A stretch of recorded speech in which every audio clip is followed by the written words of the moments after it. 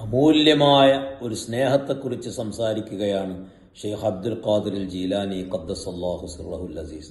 അള്ളാഹുവിന് നമ്മോടുള്ള സ്നേഹത്തെക്കുറിച്ചാണ് മഹാനവറുകൾ സംസാരിക്കുന്നത്. അള്ളാഹു നിങ്ങളെ സ്നേഹിക്കുന്നത് നിങ്ങളിൽ നിന്ന് യാതൊരു നേട്ടവും പ്രതീക്ഷിച്ചിട്ടല്ല. നിങ്ങളിൽ നിന്ന് നേട്ടം ലഭിക്കുന്നതിനെ തൊട്ട് അള്ളാഹു എത്രയോ സമുന്നതനാണ്. നിങ്ങൾ നന്മ ചെയ്യണം എന്ന് അള്ളാഹു കാംക്ഷിക്കുന്നത് നിങ്ങൾക്ക് ഫലം ലഭിക്കാൻ വേണ്ടി മാത്രമാണ്.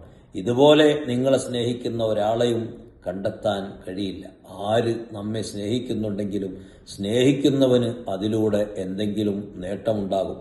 അത് ഇഹപരമല്ലെങ്കിൽ പാരത്രികമാകാം. എന്തായാലും നേട്ടം കാക്ഷിക്കാതെ അല്ലാഹു അല്ലാതെ മറ്റൊരാളും നമ്മെ സ്നേഹിക്കുന്നില്ല. അതിനാൽ ഈ അമൂല്യമായ സ്നേഹം നൽകുന്ന അല്ലാഹുവിനെ നാം സ്നേഹിക്കാൻ ശ്രമിക്കുക.